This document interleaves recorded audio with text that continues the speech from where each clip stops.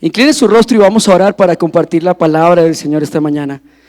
Padre, te doy gracias en esta mañana porque podemos venir a celebrar que resucitaste. Podemos venir una vez más a casa, Señor, con esa fe inquebrantable de que así como tú resucitaste, Señor, nos resucitarás a nosotros también en cada área de nuestra vida, Padre. Hoy ponemos este mensaje en tus manos, Dios.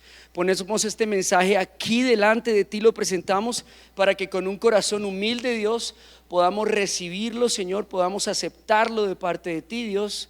En el nombre de Jesús te pedimos que nos des humildad, Señor, que nos des sencillez de corazón para poder tomar esta palabra y no solo tomarla, sino hacerla viva, hacerla eficaz en nuestra vida, en el nombre de Jesús. Amén y amén. Gloria al Señor. Gracias por ese aplauso al Señor Jesús. Hoy se celebra en la iglesia tradicional el día de resurrección, ¿no? Se celebra que Jesús resucitó. Realmente dice la palabra en 1 Corintios capítulo 15 verso 14 que si Cristo no resucitó, vana entonces es nuestra predicación y vana también es nuestra fe. Hay algo muy interesante en la Biblia con respecto a esto, y es que usted puede ver en la Biblia varias resurrecciones, ¿no? No solo está la resurrección de Jesús, sino antes Jesús de resucitarse a él mismo, está por ejemplo la resurrección de Lázaro, ¿no? Un muerto después de 4 días que ya estaba putrefacto, que había una roca inmensa puesta al frente y Jesús lo resucita. También hay otra resurrección interesante que es la hija de Jairo, ¿no? Talita Cumi, despierta niña, una niña muerta a distancia, un milagro hecho sin fronteras, sin necesidad de que pasen muchas cosas, ni que haya una campaña ni nada de esto, y el Señor levanta a esta niña. Y otro milagro de resurrección que a mí me parece igualmente asombroso es el del apóstol Pablo, ¿no? Pablo tuvo 2 milagros de resurrección, uno con un personaje que se llama Eutiquio. Si quiere ponerle a su hijo, ese es un buen nombre, Eutiquio. Y era de esos hermanos en la iglesia que se dormían, ¿no? Esta iglesia tenía un segundo piso y Eutiquio estaba en un segundo piso, como la azotea de este lugar, se quedó dormido, se desplomó y cayó y murió. Imagínense que a ustedes le pasara eso en una prédica, que ahorita estuviéramos orando y por ahí alguien le diera un ay, me morí. Así como cuando la gente se muere, ¿no? ¿Qué hace un pastor en ese momento? Tremendo, a Pablo le tocaron cosas tremendas en vivo en el auditorio. Pues en fe, en la certeza de que el Señor es poderoso, lo que hizo Pablo es que se le puso encima y el Señor resucitó a Eutiquio en pleno servicio, imagínate eso. Pero hay otra también que es muy interesante y es que a Pablo lo apedrean, le dan una golpiza, lo azotan y queda muerto literalmente en el piso, y los apóstoles ya lo iban a levantar, ya iban a decir, bueno, llegó el final de Pablo, hasta aquí llegó, y Pablo se levanta como todo un superhéroe, se limpia el polvo y dice, todo está bien, ya, he resucitado. Es tremendo pensar en cómo los hombres de la iglesia del primer siglo veían la resurrección como algo normal, ¿no? Pues no normal, como algo extraordinario, pero ocurría, era cotidiano, ya les había pasado, ya lo habían visto, estaba en medio de ellos. ¿Qué pasa con esa resurrección hoy en día? Porque hoy no hay resurrección de los muertos, ¿no? ¿Ha orado usted por alguna resurrección? ¿Sí? ¿Ha ido a un funeral al menos? Pues a mí cada vez que me invitan a los funerales, que gracias a Dios hace mucho tiempo no me invitan, porque hace años me decían el pastor Undertaker, el enterrador, eran 10, 15 funerales al año. Y bueno, esta es una oportunidad para evangelizar, para predicar, muy linda también, pero es muy difícil, ¿no? Es muy tenso. Un funeral no es algo a lo que tú quieras estar invitado, ¿no? Y cuando yo iba a los funerales siempre, por si acaso, oraba por el muerto. Y yo me ponía ahí al pie de la tumba y decía, bueno Señor, tu palabra dice que tú eres la resurrección y la vida, y que el que cree en ti, aunque esté muerto, vivirá. Yo te pido que levantes a este muerto. Nada. Y lo hacían todos. De hecho, cuando paso por acá y hay funerales, hay velorios acá en el sector que es un lugar de funerarias prácticamente, también paso a veces y digo, Señor, ¿cómo me gustaría ver un día una resurrección? levántalo en el nombre de Jesús. Nada se pierde, ¿no? Por lo menos yo lo intento. ¿Usted lo ha intentado al menos? No se me ha parado ningún muerto, ninguno, pero por lo menos yo lo he intentado. ¿Saben por qué? Porque realmente, amados, si nosotros no creemos en esa clase de poder supremo, porque la resurrección es el milagro más grande que existe de todos en la Biblia, de todos los mencionados en la Biblia, resucitar un muerto es el nivel más alto de poder que existe. Si no creemos que eso ocurre, el mismo Pablo dice, su fe es vana, vano es lo que predican. Yo creo, amados, fervientemente que, como lo dice Joel 2:12, en los postreros días va a haber un derramamiento del Espíritu de Dios sobre la iglesia verdadera del Señor, sobre el remanente, porque igualmente dice la palabra que muchos apostatarán de la fe. Eso quiere decir que la iglesia apóstata se multiplicará, ¿sí? Por eso es numerosa, por eso es tan grande, porque la Biblia dice muchos, no pocos, cientos de miles apostatarán de la fe en los postreros días, pero el Señor se ha guardado un remanente para Él, sobre el cual va a derramar de su Espíritu poderosamente, y estoy seguro que volveremos a ver resurrecciones. Amén. ¿Por qué no? ¿Por qué no? Dele ese aplauso al Señor, tranquila. ¿Por qué no? ¿Ah? ¿Qué impide que el Señor pueda resucitar un muerto hoy? ¿Acaso no es el mismo que resucitó a Lázaro? ¿Acaso no es el mismo que resucitó a la hija de Jairo? ¿Acaso no es el mismo el cual operó para resucitar a Eutiquio, a Pablo y a muchos más que incluso creo que no se mencionan en la Biblia? Pero ¿saben por qué hoy en día tal vez no veamos estos milagros? Porque hemos llegado a una época de la iglesia y una generación de la iglesia en la cual la unción se ha impostado y se ha reemplazado por la emoción, ¿no? Por la sensación de un momento. Entonces creemos que podemos suplantar, impostar la unción de la fe y de milagros. Y yo te lo digo con toda certeza porque son estadísticas reales que se han hecho en Estados Unidos. El 90% de los milagros que hoy se ven en la iglesia cristiana no son verdaderos, son emociones. Son personas que se levantaron y a la semana otra vez estaban en una silla de ruedas. Son personas que nunca tuvieron su pie plano y pensaron que habían tenido una curva. Son emociones. ¿Por qué? Porque la fe se ha cuestionado, se ha diluido en muchas doctrinas, en muchas denominaciones, en muchos tipos de creencia, en muchas formas de credo, y el creyente ya no sabe ni qué creer, ¿no? Yo te pregunto a ti, por eso les pregunté, ¿ustedes creen en la resurrección? Y la gran mayoría dijo, bueno, yo creo en que el Señor me sane de una gripa. Es más, hasta creo que el Señor me consiga un esposo. Pero en la resurrección eso sí es un milagro muy grande. ¿Por qué dudamos de esto? ¿Por qué, iglesia, en este tiempo, si el poder del Espíritu Santo de aquel entonces es el mismo de hoy? El Espíritu Santo no cesó, no fue solamente para los apóstoles, aunque sobre los apóstoles había una unción específica y apostólica para desarrollar su ministerio durante este tiempo. El Espíritu Santo no cambió, el Espíritu Santo no cesó, el Espíritu Santo no dejó de hacer milagros. Yo he visto milagros en este tiempo, amada iglesia. Yo los he visto en mi vida, los veo continuamente. De hecho, vivo a través de un milagro a diario en mi salud, en la salud de mi esposa. Así que yo creo en los milagros porque sencillamente creo en Dios. Pero nosotros tenemos que volver a tener esa clase de fe incuestionable, esa clase de fe que ni las circunstancias, ni las personas, ni lo que pase alrededor, ni nada en el mundo te la pueda quebrar, ¿sí? Si vienen los extraterrestres, que seguro vendrán, de raro no tiene nada, que eso no haga que tu fe sea cuestionable. Si aparecen Cristos nuevos que digan yo soy el Señor, que eso no haga que tu fe sea cuestionable. Hoy tenemos, iglesia, que volver a esa clase de fe de los hombres del primer siglo, que era inquebrantable, incuestionable, inamovible, completamente fundamentada en el poder de la resurrección de Cristo. Tenemos que volver, amén. ¿Quieren volver a esa fe? Hay un milagro en la Biblia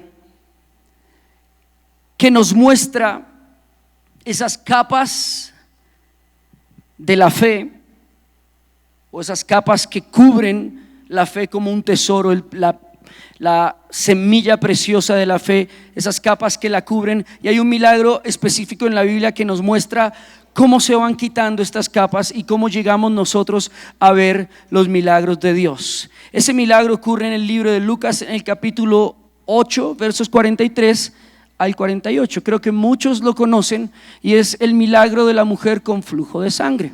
Este milagro es muy interesante, independiente del milagro de Lázaro, de la resurrección y de todo lo que pasa. ¿Por qué? Porque en este milagro Jesús, el Señor, permite que ocurran cosas para que nosotros nos demos cuenta cómo depurar la fe, cómo quitar esas capas que nos impiden creer completamente. Y esta era una mujer muy parecida a nosotros. Esta mujer tenía todas nuestras características. Era una mujer que había esperado mucho tiempo por un milagro. Era una mujer que había invertido por su milagro. Era una mujer que llevaba años esperando su milagro. Era una mujer que había sido segregada de su comunidad por causa de no tener un milagro. Era una mujer que no podía acercarse al Señor. Tenía muchas cosas en común a las que nosotros tal vez hoy tenemos: la culpa, la condenación, el no pertenecer a una iglesia, el creer que no somos dignos para que Dios haga un milagro en nuestra vida.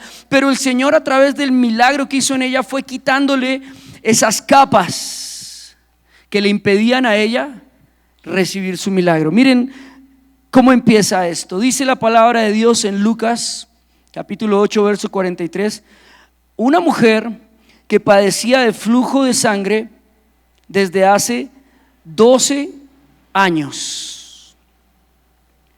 ¿Cuántos de nosotros hemos esperado realmente 12 años por un milagro? ¿Cuántos pueden levantar la mano y decir, pero no solo esperado? ¿Cuántos todavía creen que Dios puede hacer un milagro, no?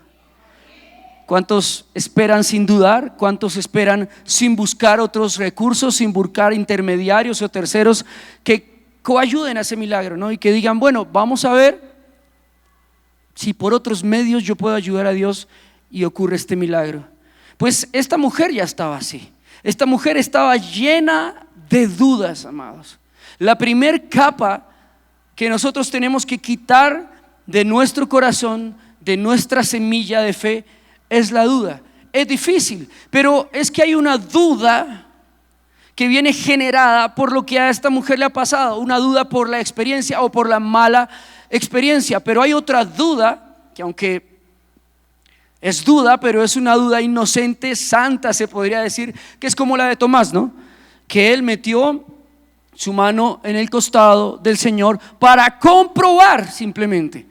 Esto no es duda, tal vez, esto es una comprobación, es una prueba de que Dios realmente está activo. Pero lo que tenía esta mujer realmente era la duda de ya todo lo que había invertido, de los años que había pasado. Pero hay algo importante de cómo Dios quitó la duda de esta mujer, y usted lo ve en el contexto.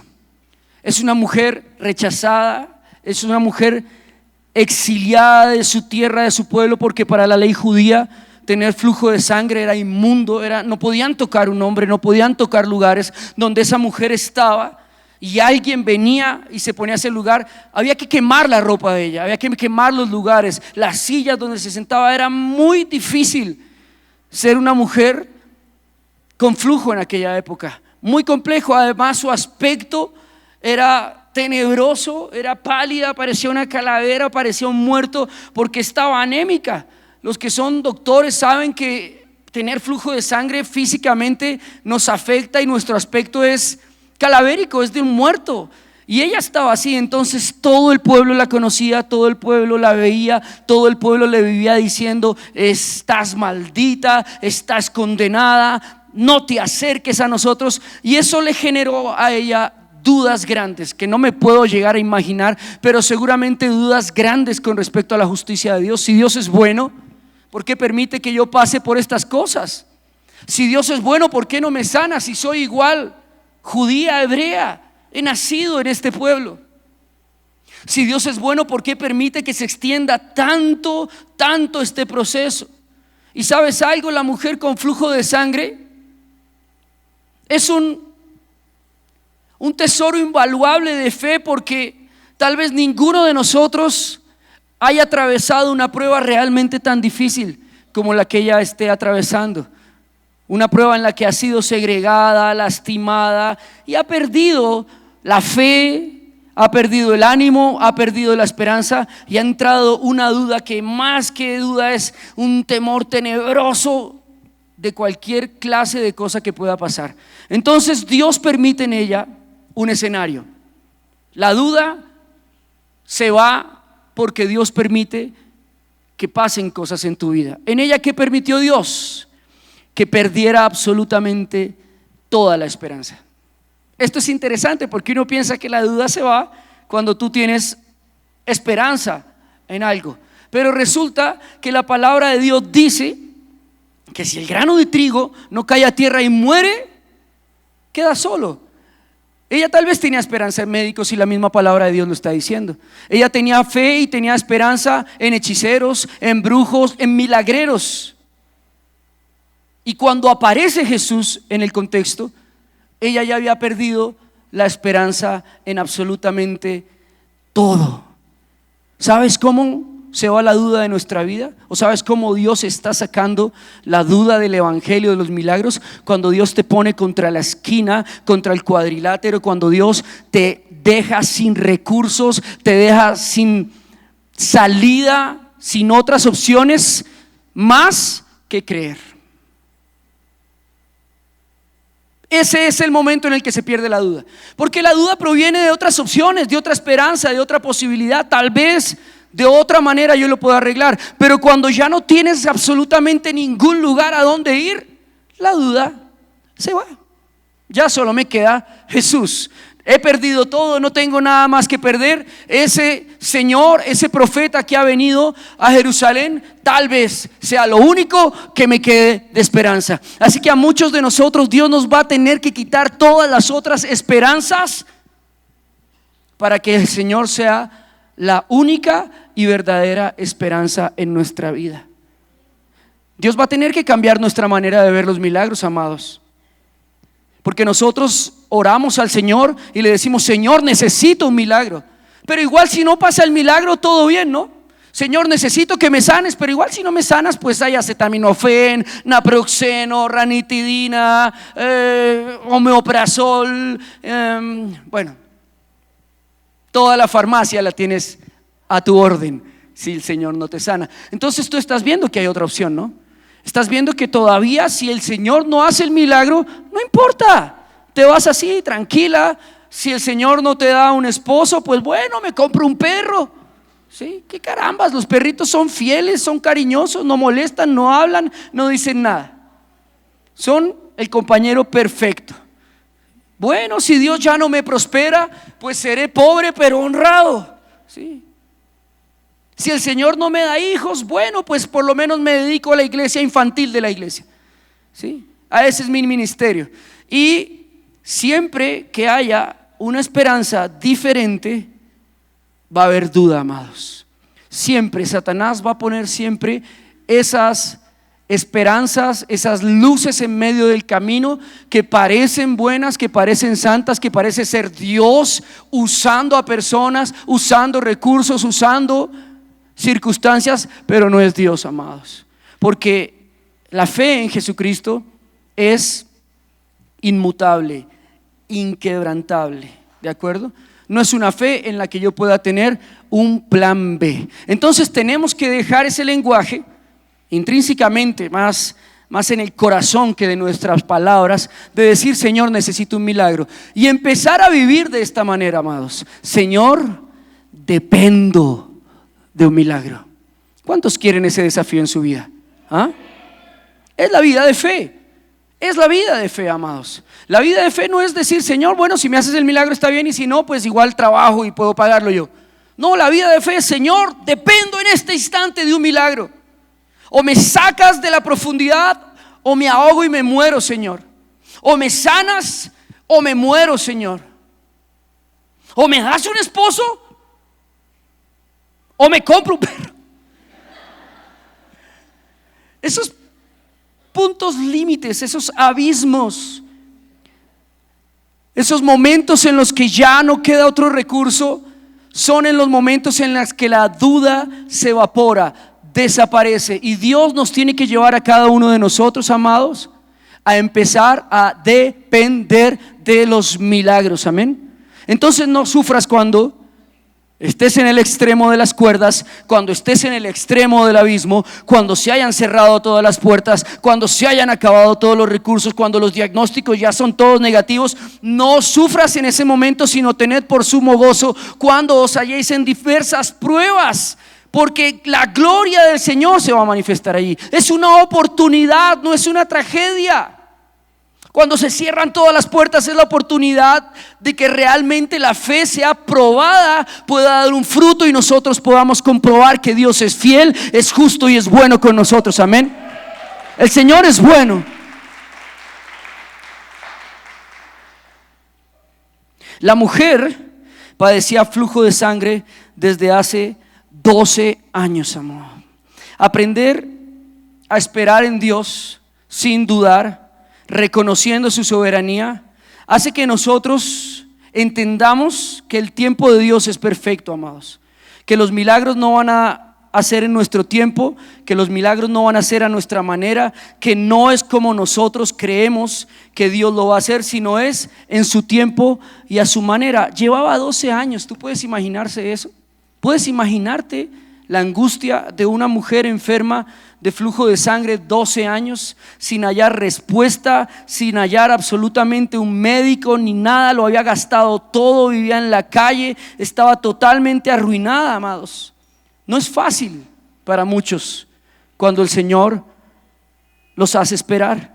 No es fácil que nosotros estemos contra las cuerdas esperando un milagro y dándonos cuenta que tal vez no vaya a pasar.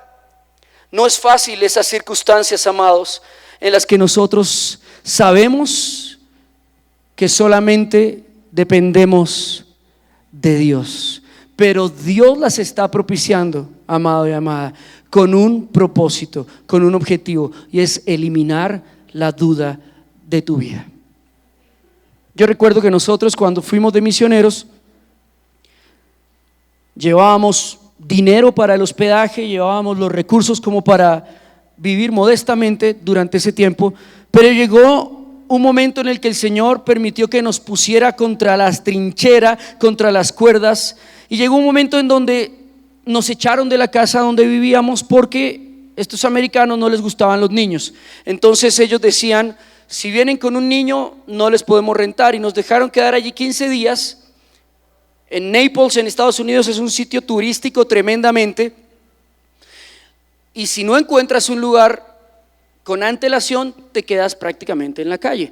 Y el Señor nos expulsó con 3 maletas a la calle, y fue emocionante para mí, fue desafiante. Mi esposa estaba nerviosa, Sarita también, pero para mí fue desafiante porque en ese momento empecé a vivir la aventura de lo que es depender de un milagro. Fui a todos los hoteles que había en Naples y no habían habitaciones. En ninguno. Buscamos los apartamentos de renta, Airbnb, lo que fuera, y no había absolutamente nada. Puedes creerlo, ni con el dinero para pagarlo había absolutamente nada. Hasta que yo recordaba que había un hotel de carretera, el famosísimo Motel Contis, al cual yo dije: yo a ese no entro nunca. Y yo siempre que pasaba por ahí para ir a la casa decía: Señor, todos menos ese. La letra de neón está así apagada, ¿no? Dice motel y la M prende y apaga, ¿no? Yo decía: a cualquiera menos ese. Y recorrí Naples literalmente, buscando un lugar donde quedarnos, golpeando las puertas, golpeando los lugares de los hoteles de carretera. Por favor, déjennos quedar. Miren, no se puede, no hay, está lleno completamente, está full todo, ni con dinero. Y terminé en el Contis Motel. Y le golpeé allí a esa señora. Y yo le dije literalmente: mira, ¿sabes una cosa? No tengo dónde quedarme con mi familia. Dependo de que tú hagas algo hoy. Así se lo puse.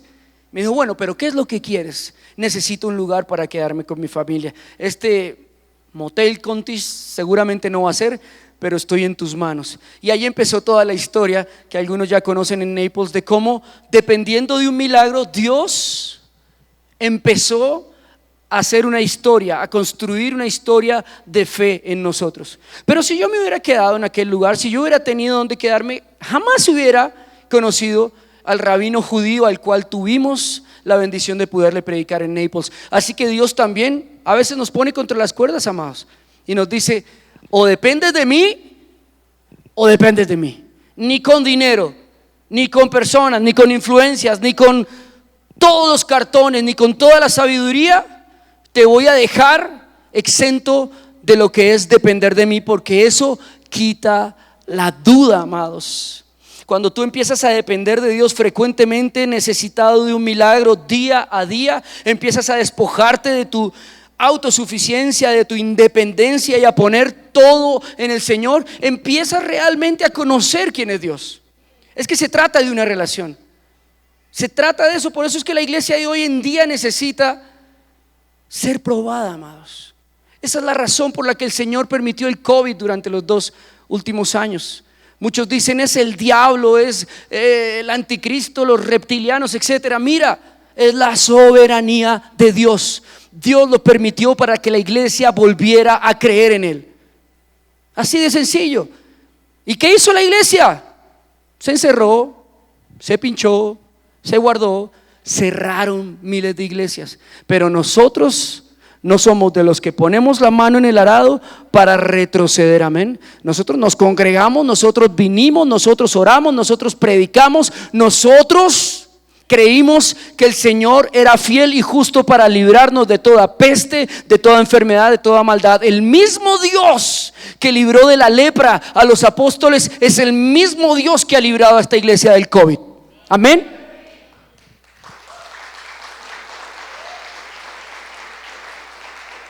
Así que es una prueba de Dios. Y cuando estaba el COVID en todas partes, la gente no creía en los milagros, dependía de ellos. Es que entubaron a mi familiar, es que nos llevaron a este lugar, dependo de un milagro. Y fue un momento difícil, fue un momento que a ningún pastor antes le había ocurrido. Creo que somos pastores privilegiados nosotros, porque somos los pastores que hemos vivido una pandemia. ¿Sí? Realmente que en los últimos 100 años Dios nos permitió vivir la prueba de una pandemia, de un problema de estos tan grave de salud. Pero también creo fervientemente que Dios probó a su iglesia lo que era y lo que no era, y sacó la duda de cada uno de nosotros. ¿Sabes qué hizo en mí el COVID? Aparte de quitarme el olfato 3 días ¿sabes qué hizo? Me fortaleció en la fe, me levantó en la fe. ¿Sabes qué hizo el COVID de mi esposa? Confirmar que es un milagro. Mi esposa no se puede enfermar. Ella es una porcelanita, así como usted la ve toda linda, así tal cual, así también es su salud. Una porcelanita, pero está sostenida por el Señor. Los médicos dicen que no es posible que ella esté viva, que es un milagro. Los cardiólogos dicen: ven, te examino porque es que tú eres para estudiar medicina. Tu caso es excepcional, hay que registrarlo, hay que estudiarlo. Y le dio COVID. Deberíamos estar con el Señor, ¿no te parece? ¿Y entonces qué hacemos acá? ¿Ah? El Señor fortaleció nuestra fe, amados.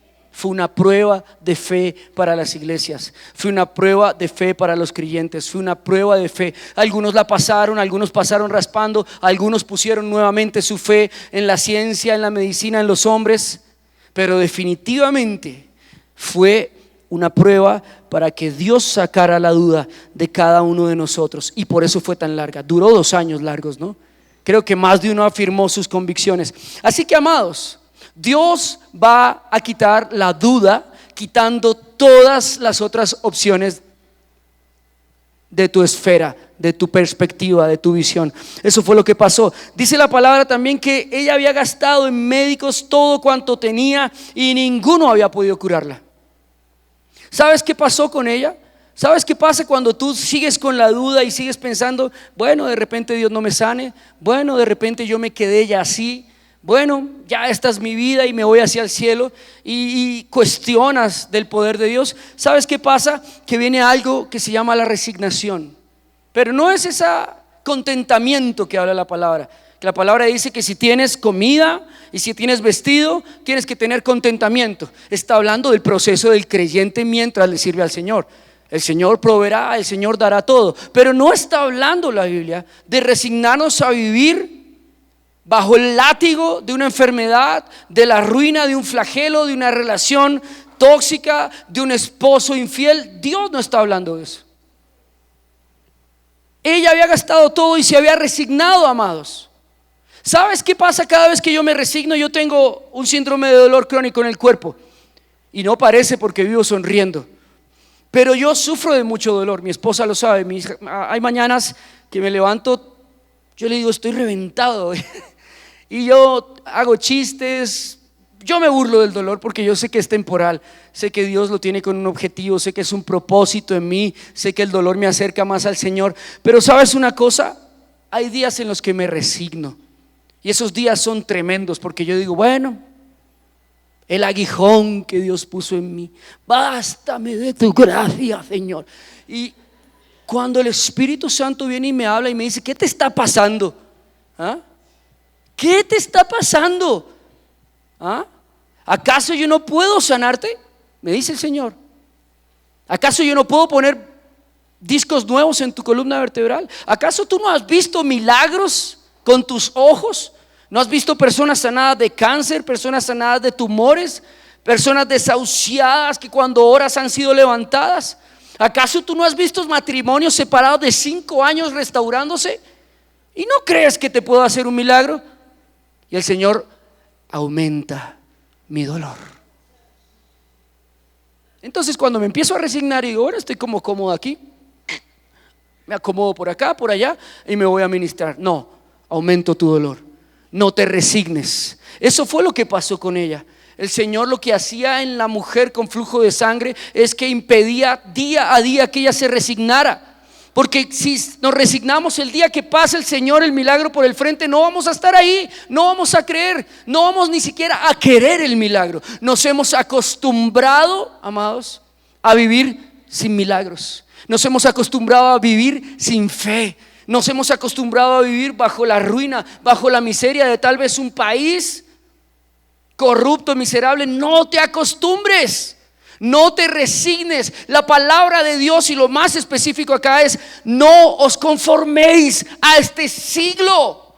No os conforméis a las enfermedades de este tiempo. No os conforméis a la economía de este tiempo, al dolor de este tiempo, al feminismo de este tiempo, al progresismo de este tiempo. No se conformen. Sean transformados por medio de la renovación del Espíritu Santo. Romanos 12, 1 y 2. Así que nosotros no podemos resignarnos nunca. Nunca podemos darnos por vencidos. La palabra dice todo lo contrario. Antes, en Cristo somos más que vencedores. Dios quiere darte una victoria, amado. Dios quiere darme sanidad. ¿Cómo? No sé, pero Él lo va a hacer y tiene su momento justo. Tiene su momento justo. Y yo siempre le digo al dolor: no me resigno. Y si te pones necio, oro.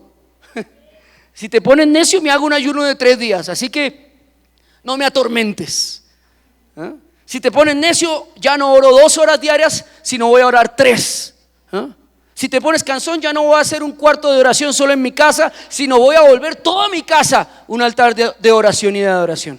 Si te pones cansón con el dolor, entonces lo que voy a hacer es que me voy a ir a predicar más. Voy a andar más fronteras, voy a andar más en carretera, voy a caminar más hasta que el dolor, el Señor haga algo con él. Pero yo no me resigno, amados. No me resigno. Es un mensaje que quiero darte también a ti hoy. Muchos de nosotros nos resignamos a una vida infeliz, nos resignamos a una vida miserable, sin milagros, a una enfermedad. No te resignes. Ahora mira, amados, si vamos a morir, muramos creyendo. He peleado la buena batalla de la fe. Pablo murió con enfermedades, claro que sí, en prisiones, claro que sí, con problemas y persecuciones, pero ¿sabes qué es lo lindo de Pablo? Pablo murió creyendo. Amén. Que tú y yo podamos morir creyendo y que se escriba en nuestro epitafio: aquí está el que creyó. Amén. Dale un fuerte aplauso al Señor por eso. No te resignes. Entonces, cuando viene esa resignación, Dios empieza a aumentar el calorcito del horno, la presión de la prueba, el dolor, el sufrimiento, la intensidad, porque Dios necesita, acuérdate, Dios necesita mostrarte su gloria. Necesita que tú entiendas que Él te ama, que Él puede hacer un milagro, que Él quiere hacer un milagro, pero que Él quiere que tú empieces a depender de ese poder sobrenatural de Dios y no de tus recursos, no de tu talento. Dios necesita cambiar el chip y que tú mueras para que Él viva en ti. Y a veces duele, ¿o no? Duele morir, duele renunciar, duele esperar, duele tener un mal diagnóstico, duele incluso la muerte. Pero Dios necesita que por medio del dolor nosotros despertemos la fe, amados. Y te puedo mencionar cientos de personas en la Biblia que a través de su padecimiento y su dolor, lo que ocurrió allí es que el Señor aumentó la fe. Mira, los discípulos le dijeron a Jesús: aumentanos la fe. Amén. ¿Qué le dijeron?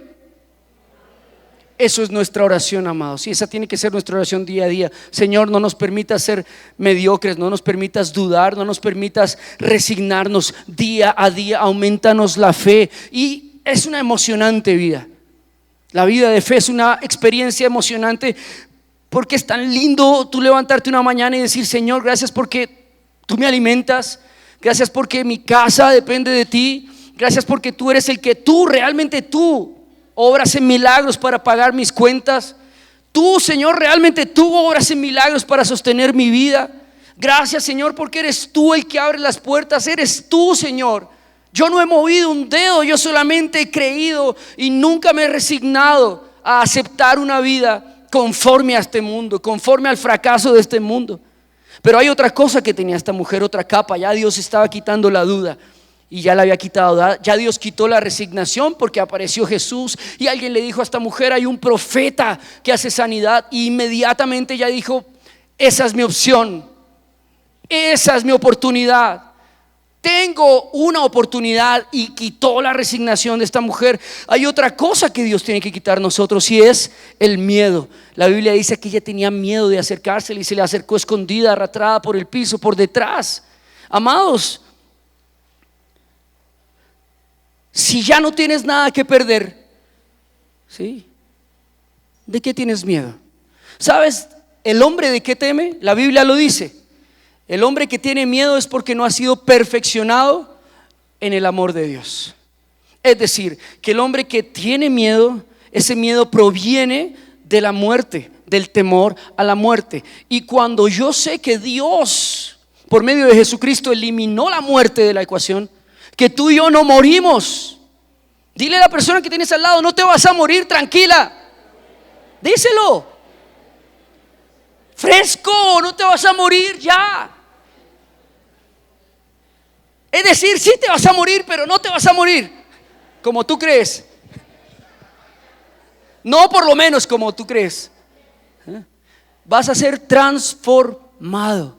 Entonces, cuando nosotros no entendemos que Jesús en la cruz del Calvario nos dio su regalo de amor más grande, que fue vencer la muerte, darnos nuevamente la eternidad de Adán en el paraíso, prometernos una vida plena en el milenio, en la resurrección de los muertos, en el rapto de la iglesia, permitirnos vivir nuevamente la revancha de Dios aquí en la tierra y poder vivir plenamente, donde el cordero y el león se apacentarán juntos, donde no habrá llanto, donde no habrá enfermedad, donde no habrá tristeza, donde Jesucristo será el gobernador. Eso es una promesa, amados, que a mí me hace perder el miedo a todo. ¿Ves? Que aquí pase lo que tenga que pasar, de verdad. Yo muchas veces le digo al Señor: Señor, que aquí pase lo que tenga que pasar, porque allá yo ya tengo una promesa grande. Allá no hay pobreza, allá tengo una morada que el Señor me está preparando. Hasta yo sueño con ese lugar, amados. Es que ese es el evangelio verdadero, porque el evangelio falso te enseña el reino de Dios en esta temporada. Y en esta temporada no va a venir el reino del Señor por parte de la iglesia. El reino de los cielos es Jesucristo, y Jesucristo ya vino. Y para que Él pueda implantar el reino acá, tiene que quitar el reino del anticristo, tiene que desmantelar todo el reino de este mundo e implantar y sembrar su reino acá.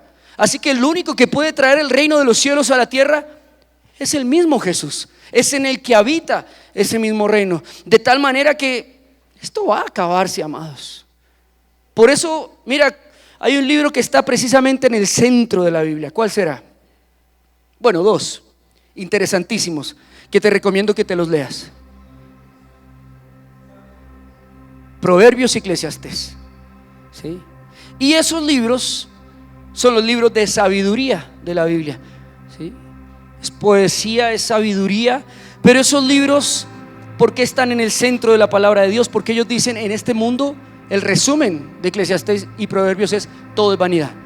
Ese es el resumen, ¿sí? Ese es el enfoque, ese es el propósito de la escritura de esos libros. Y por eso Salomón, un hombre rico, poderoso, con todas las mujeres que pudo tener, escribió Eclesiastés y nos dice: lo tuve todo, y te aseguro que ese todo por el que tú luchas día a día es vanidad, es pura vanidad, perecerá, no te va a llenar, no te va a dar plenitud. Entonces, lo que nosotros tenemos que entender con respecto al temor de esta vida es que al final, después de esta, vamos a tener la recompensa completa. Pablo decía que aquí vemos a tientas, a medias, como quien ve así a ciegas. Pero llegará un momento en que veamos al Señor plenamente, en que le demos la mano a Jesús, en que abracemos a Jesús, en que lo veamos gobernar desde el monte alto de Jerusalén y dictaminar leyes a toda la tierra, y bendecir a los que estuvieron y darle coronas y recompensas a los que servimos. Es la justicia de Dios. Yo sueño con ese tiempo y le digo: Señor, en el milenio yo te pido, bueno, primero que me conserves de 40, porque me gusta mucho esta edad, y a mi esposa también, así, hermosos como estamos ahorita. Me gusta esta edad. Segundo, quiero un gorila lomo plateado y un león de mascotas. Tercero, quiero un piano gigantesco de cola, pero larguísimo, en el patio de la casa. Quiero piscina, quiero un zoológico atrás, muchos animales, me encantan los animales. Quiero que la casa esté llena de gatos, Señor, por favor, y perritos, pero ojalá sean bulldog francés, todos corriendo por la casa. Gracias, Señor. Quiero levantarme por una mañana y tomar un fruto, una naranja, una mandarina, un mango, y comerme el fruto que yo sembré en mi propia casa. Quiero, Señor, y sueño eso. Y no está mal pedírselo, está en Isaías. Cuando tú lees la Biblia, esa es la promesa de restauración de Israel, de la tierra, de la iglesia en el milenio. Entonces yo sueño es allá, amados, ¿sí? Como decía un amigo, cuando usted venía yo ya había ido y había vuelto, ¿sí? Yo sueño y tengo mi mente allá. Y eso hace que todo lo que pueda pasar en este mundo no me produzca nada de temor, ¿sí? No le tengo miedo a la muerte. No le tengas miedo a la muerte. No le tengas miedo a la crisis. No le tengas miedo a la persecución. No le tengas miedo a los gobiernos. No le tengas miedo a la tormenta. No le tengas miedo a los terremotos. No le tengas miedo a nada, amados, porque para nosotros morir es el cumplimiento de la promesa. Es más, te quiero decir algo más profundo, tremendo. Esto es tremendo, cógela, porque esta es una promesa lindísima. El libro de Tesalonicenses fue escrito para la gente que perdía familiares, perdía seres queridos, porque en aquel entonces la iglesia estaba siendo perseguida brutalmente, y los hermanos perdían a sus hermanos en el circo romano, los perdían en persecuciones, los mataban. En el patio de Nerón los colgaban como antorchas vivos y los prendían ahí. Entonces los cristianos estaban desanimados, desmotivados, porque la muerte los perseguía y morían muchísimos, a centenares. Y Pablo le escribe esta carta de primera y segunda de Tesalonicenses a la iglesia para darles esperanza con respecto a lo que pasa con los muertos. Él les dice: no ignoréis, ¿sí?, que en un día los que murieron primero serán levantados. Nosotros que estemos ahí seremos raptados con el Señor. Y por eso Abraham nos espera, Moisés nos espera, Pablo me da el favor y se espera que yo todavía no me he ido. ¿Por qué? Porque hay un misterio en esto, y yo lo encontré en muchos versos. Hace poco estaba leyendo yo esto en el libro de Hebreos y estudiándolo. Estoy estudiando la Biblia, ¿no? ¿Qué libro está estudiando usted? Yo estudio la Biblia y estaba estudiando Hebreos, y me llenó mi corazón de alegría de saber que yo no estaba loco en lo que creía. Y es que el día del rapto, amados, escúcheme bien, de la iglesia nos vamos todos.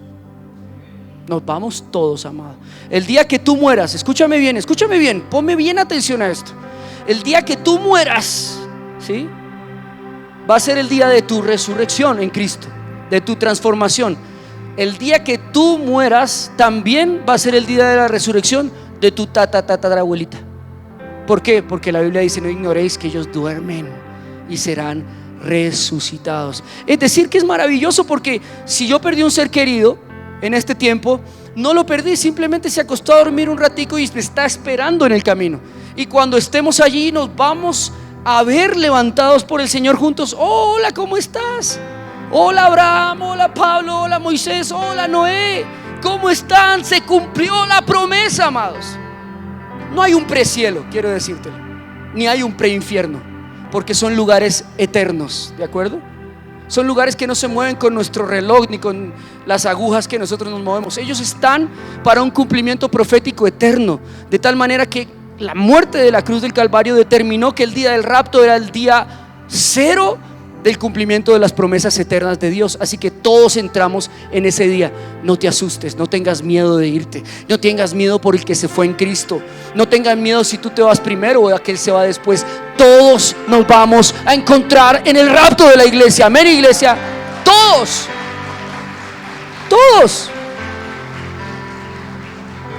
O si no, Dios sería injusto. Imagínate a Dios administrando allá al cielo. No, ya viene, no te afanes, ¿sí? Ya viene tu esposa, viene tu hija, ya viene tu suegra, ya. No. El Señor sabe que nosotros estamos en una línea de tiempo finita, para la cual nuestra mente no está preparada para discernir las sazones de una eternidad. Pero lo que sí es seguro, y es una promesa, y en Tesalonicenses lo dice: no estén tristes, tengan ánimo, porque todos a una seremos resucitados con Cristo. Ese día todos nos levantará el Señor, amén. Ese día a todos nos va a levantar, a todos, y todos vamos a entrar a una en la promesa de Dios. Entonces, si Dios quita y elimina esto último, que es el miedo, ¿cómo lo quitó en ella? Dios le quitó todas las opciones que había a su alrededor. Dios le quitó el amor por este mundo. El que ama a Dios no tiene miedo, porque Dios lo ha perfeccionado en su amor. Pero el que ama al mundo, ¿sabes por qué tiene miedo? Porque todavía ama las cosas del mundo, porque todavía ama su trabajo, porque todavía ama sus negocios, ama su emprendimiento, porque todavía quiere ver a Santa Fe campeón, ¿sí? Porque todavía quiere un poquito más de Cancún y de Vallarta y de Miami. Pero el que ya ha muerto al mundo, ¿sí? Y para él el mundo es solo un lugar temporal de trabajo en el Señor, pero también de plenitud, porque para los que trabajamos para el Señor eso nos hace plenos. Ya no hay miedo, si nos vamos tranquilos es ganancia. Y Dios hizo en esta mujer, quitándole todo lo que tenía: su salud, su familia, su pueblo, todo. Amados, yo te quiero hacer una invitación. Mira, hay dos maneras de perder el miedo. Hay dos maneras de quitar esa capa de miedo. Una, por las buenas, por la predicación. Dice la palabra que la fe es por el oír, y el oír por la palabra de Dios. Esa es una manera de perder el temor: escuchando este mensaje, metiéndolo en tu corazón, teniendo la convicción completa de que no hay nada que temer. Y la otra forma, según dice Corintios, de una u otra forma el amor de Dios nos controla. La otra forma, amados, es que Dios te haga perder todo. Tú eliges. Dios está siendo misericordioso hoy, amados, con nosotros. Dios está siendo maravillosamente misericordioso y te está diciendo: no temas, no te quiero quitar nada, no te quiero quitar tus hijos, tu salud, tampoco eso, ¿ves? Pero si tengo que hacerlo para que creas en mí y seas salvo, te aseguro que lo haré. Te aseguro que lo haré. ¿Por qué? Porque las promesas están allá. Allá sí quiero verte, allá sí te voy a ver sano, saludable, tremendo. Entonces, amados, no teman. ¿Qué es lo peor que puede pasar cuando uno le ora por un milagro al Señor? Que no pase, pero por lo menos lo intentaron, ¿no? Que no pase, por lo menos lo intentaron. ¿Qué es lo peor que puede pasar? Yo siempre quiero por los enfermos, digo: bueno, Señor, voy a orar. ¿Qué es lo peor que puede pasar? Que se muera. Y si se muere, ¿a dónde se fue? Entonces, ¿qué fue lo que yo hice? Obré para su salvación, imagínate. Dios me usó para que una persona se fuera al cielo. ¿No te parece eso tremendo milagro? A mí me parece más milagro cuando alguien se muere y se va al cielo que cuando alguien se sana y se va al infierno, ¿no? Y así pasó, 9 leprosos fueron sanados, no fueron al cielo, solo uno se regresó a darle las gracias a Jesús. Así que los milagros y las sanidades no tienen nada que ver, amados, con la salvación. De hecho, son manifestaciones del poder de Dios para que nosotros caminemos con confianza y fe aquí. Pero eso no cambia que alguien sea o no sea salvo. Dios elimina otras opciones de nuestra vida. Quita las distracciones, Señor. Quítanos el temor a creer en un milagro, a arrojarnos al vacío y creer en tu milagro. Hay muchos misioneros acá en esta casa. ¿Y saben qué pasa? Tienen miedo de arrojarse al vacío. Tienen miedo de poner todo en Marketplace, en Facebook, y decir: lo vendo todo, me voy de misiones. Nadie dijo amén, ¿se dan cuenta? Nadie dijo amén. Pero es que a veces Dios hace eso con nosotros, amado. A veces Dios nos quita todas las raíces, todo el equipaje, porque un hombre de Dios debe ser ligero de equipaje. ¿Qué necesitas? Un par de maletas, un par de zapatos, y ya tienes todo. Si tú tienes al Señor, lo tienes absolutamente todo. Finalmente, cuando Dios quitó esta capa de la duda, cuando Dios quitó esta capa de la resignación, cuando Dios eliminó el miedo, el temor de ella de confiar y depender de un milagro, ella se acercó por detrás, casi que la misericordia de Dios mostrando un milagro improbable, imposible. Tocó su manto por detrás, le puso un dedito, así como está en la imagen, me imagino yo. Pero haber quitado todas esas capas de su vida, haber pasado por ese proceso, hizo que pasara algo sobrenatural en este contexto. Y es que ocurrió un milagro como ningún otro en la palabra de Dios. Ella tocó el borde de su manto. No necesitó que Jesús orara, no necesitó que hicieran un ayuno, no necesitó ni siquiera que Jesús diera una palabra. Solamente esa fe genuina, esa fe inquebrantable, incuestionable por los años, incuestionable porque ya lo había perdido todo, incuestionable porque ya no tenía miedo, porque igual se iba a morir. Esa fe hizo que el acto que ella desarrolló, dice la palabra, sacó poder de Dios. ¿Viste cómo cambia este milagro con respecto a todos? Porque nosotros siempre dependemos de que el pastor ore por nosotros, de que venga, no sé, Cash Luna o quien sea, y venga y nos haga un milagro. Pero así no funciona en la palabra de Dios. Yo trato de buscar las campañas de milagros en la palabra de Dios y no las encuentro. Yo veo cosas muy opuestas. Veo al apóstol Pablo dándoles un trapito: vayan y oren y pongan ese trapito. Veo a Felipe caminando por las calles y los endemoniados siendo liberados. Veo que la gente se acerca a la sombra de Pedro y la sombra de Pedro sana a las personas. Dios no está encerrado en nuestra cajita del dogma y de la teología. Dios necesita es una fe incuestionable, una fe sin argumentos, una fe sin razón, una fe sin lógica, una fe inocente, una fe como de un niño que le cree a un padre que Él lo va a hacer, que Él lo va a rescatar, que es su papá y por amor lo va a hacer. Dios necesita esa clase de fe. Y mira que no necesitaron muchas cosas para hacer este milagro. No hay muchos elementos, solamente hay una mujer procesada por Dios, y al instante se detuvo el flujo de sangre. Esa palabra es muy importante en este milagro, amados, porque Dios no hace milagros a medias. Dios no hace milagros utilizando terceros. No. Dios no hace milagros procesales. Es que es en un proceso. Dios te va a sanar a través de un proceso de los años. No. Dios permite ese tipo de cosas y forma a sus hijos en la fe a través de la ayuda de la medicina, a través de la ayuda de la ciencia. Pero esos no son milagros de Dios. Si lo puede hacer un médico, ya no es un milagro. ¿Entienden eso? El milagro es que el médico tenga el corazón para sanar a una persona. Ese es el milagro. Pero ahí no está Dios operando con su poder sobrenatural, porque Todos los milagros de la Biblia son instantáneos, son perfectos y no tienen duda. ¿Viste? Al instante se paró, al instante estaba sana. ¿Viste? Que Dios sí quiere derramar de ese poder en nosotros, sí lo quiere hacer, pero nos cuesta incluso creer que al instante hoy Dios pueda resucitar un área de nuestra vida. Nos cuesta creer que al instante Dios pueda hacer un resultado perfecto. Jesús dijo: ¿quién me ha tocado? Y todos le preguntaron: Señor, ¿qué pasa? Te están apretando y tú preguntas: ¿quién te toca? Te aprietan, te oprimen y tú dices: ¿quién me ha tocado? Y Jesús les dijo: sí, alguien me ha tocado, porque yo he conocido que ha salido poder de mí, amados. Por último, esa fe es la llave que hace que el poder de Dios se active en lo natural, amados. No es otra cosa. No es porque yo ore, no es porque yo ayune, no es porque yo tenga el don de sanidad en mis manos. No, si allá no hay fe, aquí no pasa nada.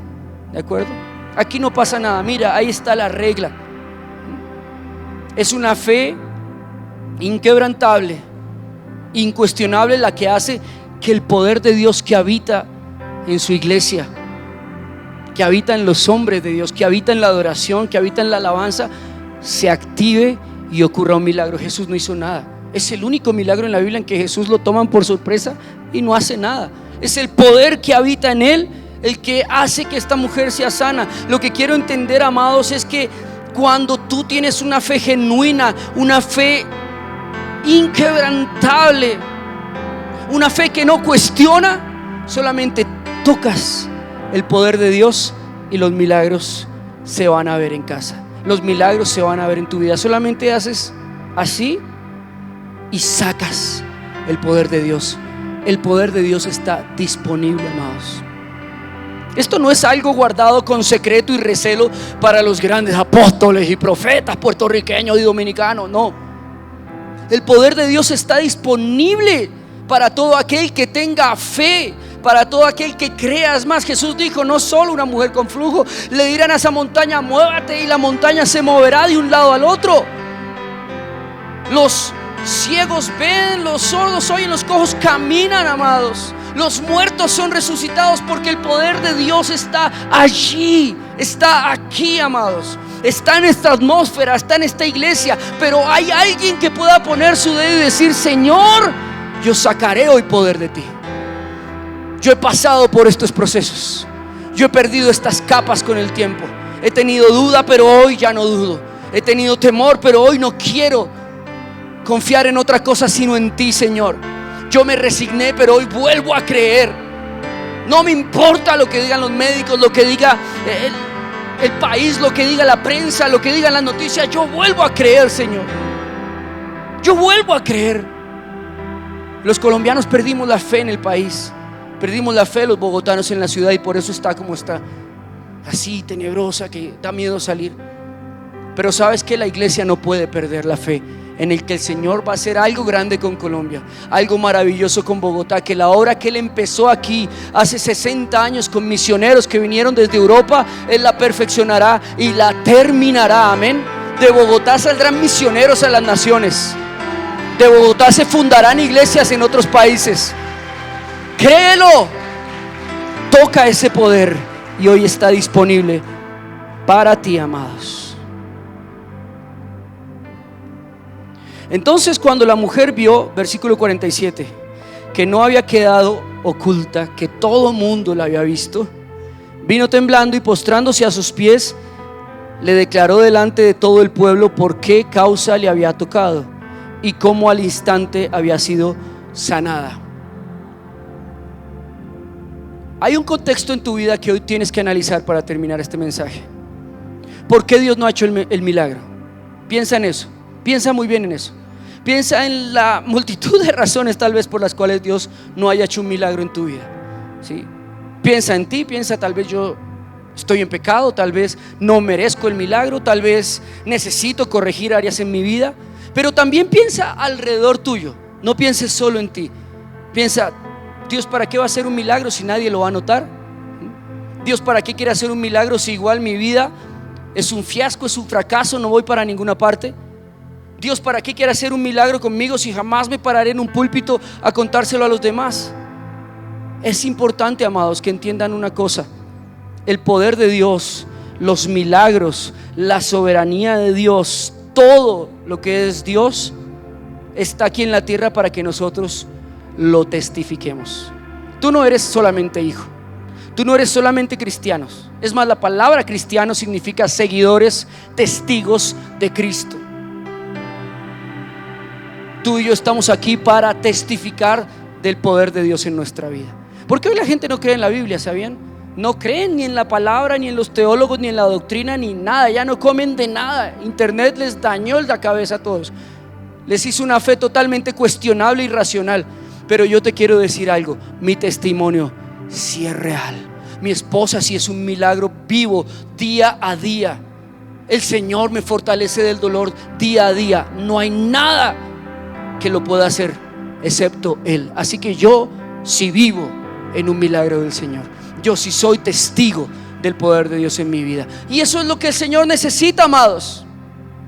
Crea un contexto en tu vida dentro del cual tú seas un testimonio. ¿Ah? ¿Cuántas personas van a ver tu sanidad? Pregunta.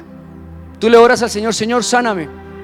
¿A cuántas personas le has predicado y cuántas personas tienes en tu casa invitadas para el día que Dios te va a sanar y todos van a decir: wow, es real? ¿Cuántas vidas van a cambiar porque Dios haga un milagro en tu vida? Porque hay condiciones. Estas son las condiciones del milagro. Un milagro sin testimonio es imposible, porque el poder de Dios es para testificar de Cristo. Entonces Dios no va a venir haciendo, y el Espíritu Santo, milagros por ahí a escondidas, en privado. El Señor me sanó, pero nadie se dio cuenta y yo no le dije a nadie. Dios es muy bueno. No. El poder de Dios sobrenatural se activa cuando hay un testimonio. Entonces ya te estoy dando pistas. ¿Cierto que más de uno ya está viendo? Ahora entiendo por qué Dios no me ha sanado. Porque Dios quiere sanarme y que muchos vean ese poder, que muchos vean ese testimonio. Ya entiendo por qué Dios todavía me tiene bajo prueba. Porque Dios necesita que haya un testimonio de mi vida. Ya sé por qué todavía estoy soltero. Porque Dios necesita que haya gente a la cual yo pueda bendecir con mi matrimonio. Hayan personas alrededor, haya un contexto, haya un testimonio. Somos testigos, amado, del poder de Dios. El Señor le dijo, para terminar, cuando ella hizo todo sin darse cuenta, ni siquiera perfecto, no dudó, no tuvo miedo, se arrojó, no se conformó, tuvo una fe que nada la pudo cuestionar, se lanzó en medio de ellos, se arrastró, se humilló. Aunque todos dijeran: ¿quién es esta mujer loca que se está arrastrando por el piso para tocar al maestro? No le importó y tocó el borde del manto y activó el poder de Dios sobrenatural, y sin dudarlo se puso enfrente de él y le dijo a todos: Señor, fui yo, tú lo hiciste conmigo, gracias, Señor Jesús. Y el Señor le respondió y le dijo: tu fe te ha salvado, ve en paz. Al final, cuando tú sacas ese testimonio, cuando Dios hace esos milagros, cuando Dios te pasa de la prueba, recibes algo que es grandioso, y es la paz que sobrepasa todo entendimiento. Mira, la paz que da el depender del Señor no la puede dar nada más, conociendo quién es Dios. La paz que da el saber que Dios en algún momento te va a sanar, nada más te la puede dar. La paz que da la seguridad de saber que Dios nunca te va a dejar aguantar hambre, pasar miseria, no la da ninguna otra cosa. Pero ¿sabes por qué viene esa paz? Porque nosotros hemos aprendido con el tiempo a conocer el poder de Dios y a ser testigos de Él. ¿Sabes qué estoy haciendo yo acá esta mañana? Testigo. Te estoy contando mi vida. Te estoy contando cómo Dios ha hecho milagros en mi vida. Te estoy contando cómo el mismo que lo hizo ayer lo va a hacer hoy y lo hará mañana. ¿Y sabes por qué me trae eso paz? Porque estoy cumpliendo con mi parte del milagro. Dios lo hace, yo lo cuento. Ese es el resumen, ¿ves? Así que, amados, el poder de Dios está disponible. Creo que te han quedado claras, por lo menos a mí sí, las condiciones para hacer uso de este poder. Es ilimitado, está abierto para el que lo necesite, pero tiene las condiciones, y la principal de ellas es que tiene que haber un testimonio de por medio. Así que pongámonos de pie hoy, amados, y pidámosle al Señor que propicie esas circunstancias, que propicie ese testimonio. Para nosotros a veces es difícil, pero para Dios no es imposible. Dios hizo que esta mujer se convirtiera en una evangelista, que rompiera los dogmas de la religión, que le callara la boca a los fariseos en aquel entonces. Es que lo que pasó allí fue tremendo, amados. Lo que pasó allí no fue solo un milagro, sino fue un cambio moral, dogmático, político en Jerusalén. Por primera vez estaban viendo cómo el Hijo de Dios tenía dominio sobre la ley de Moisés, cómo el Hijo de Dios era la ley y para él no había ley sobre él, cómo él podía sanar en el día de reposo y podía sanar a una mujer con flujo de sangre y no era maldito, cómo Jesús podía romper los sistemas de la naturaleza físicos y no había nada imposible. Ahí en ese milagro Jesús está mostrando, ¿saben una cosa? Nada hay imposible para mí. Ahí en ese milagro Dios está diciéndonos a nosotros, esa mujer está diciéndonos: no cuestiones más a Dios, no cuestiones más su poder, no pienses más, no dejes que tu mente se llene de nubes grises de incredulidad, de duda. Hoy solamente cree, arriésgate sin temor, lánzate en los brazos del Señor, y Dios pondrá tu vida como una lámpara, como un testimonio para que todos lo puedan ver. Levanta tus manos al cielo. Señor, hoy te pedimos en el nombre de Jesús, Padre, que tú nos aumentes la fe, que tú nos aumentes, Señor, el don de creer, Padre Santo. Nosotros hemos dudado, Señor, muchas veces de tu poder, de tus milagros, de que tú lo puedes volver a hacer en nosotros. Nosotros hemos dudado, Señor, de que tú puedes restaurar nuestro matrimonio. Nosotros hemos dudado, Señor, de que tú nos puedes dar una economía sobreabundante para bendecir nuestra casa, la iglesia, Señor. Pero hoy queremos dejar esa duda a un lado, Padre. Hoy queremos sacar esa duda de nuestro corazón, Señor, y te pedimos, Espíritu Santo, que en el nombre de Jesús tú quites toda duda de nuestro corazón, Señor. Quita la duda de nuestro corazón. Dile allá al Señor: Señor, quita la duda de mi corazón, Señor. Hazme creer en ti, Padre de la gloria, inquebrantablemente, Señor. Hazme tener una fe, Señor, incuestionable. Te pedimos, Espíritu Santo, en el nombre poderoso de Jesús, que tú, Padre Santo, si alguien aquí se ha resignado, si yo me he resignado, Señor, si he creído que tú ya no lo puedes hacer, si he creído que de repente ya se me agotó el tiempo, quites ese espíritu de mí, Señor. Quita el conformismo de mi vida, Señor. Quita la resignación de mi vida, Espíritu Santo, y ayúdame a volver a creer, Señor. Trata con mi carácter, Señor, y ayúdame a depender de los milagros, Dios. Yo quiero depender de los milagros. Yo no solo necesito hoy un milagro, Señor, sino quiero aprender, así como lo dice este hombre, el pastor, la pastora, los pastores. Quiero depender de los milagros, Señor. Quiero tener esa relación. Padre, en el nombre de Jesús, hoy quita todo temor de mi vida. Señor, quita todo temor a la muerte, toda incertidumbre, al fracaso, a la tragedia. Quita todo temor, Señor, a lo que será mañana, al futuro, Padre Santo. Y enséñame a vivir confiado en ti, Padre de la gloria, en que lo que tú dijiste en tu palabra, tú lo harás como lo dijiste en tu palabra, Señor. Hoy te pido en el nombre de Jesús. Vamos, levanta tus manos al cielo y dile: dame una fe inquebrantable. Dame una fe, Señor, incuestionable. Hoy levanta tus manos al cielo proféticamente y toca el poder de Dios. Tócalo, está aquí en la atmósfera, es por fe. Y dile: Señor, dame una fe incuestionable, Señor, que mi mente no la cuestione, que mi mente no dude, que mi mente no piense, Señor, que tal vez hay otras opciones, que tal vez hay otra manera de hacerlo, que tú seas mi única opción, Señor. En el nombre de Jesús, aumentanos la fe, Padre Santo.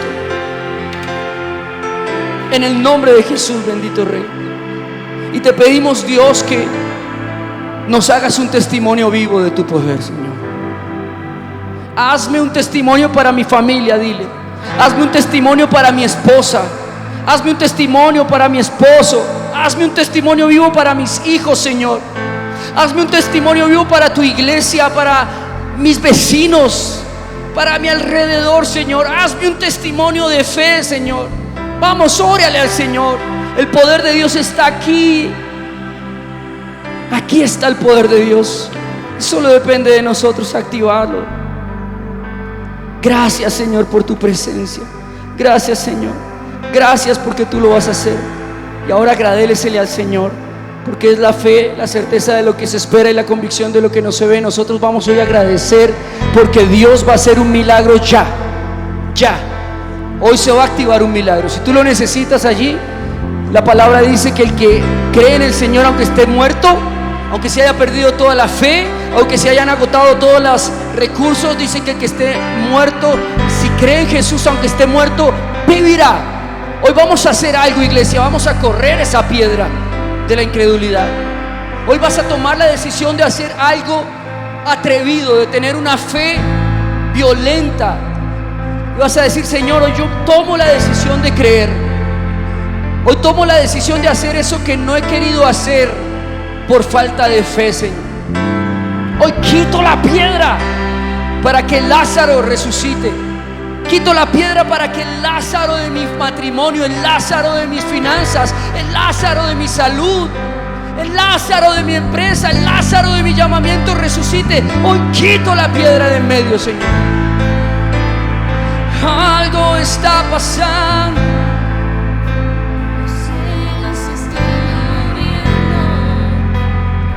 Ángeles están y los demonios están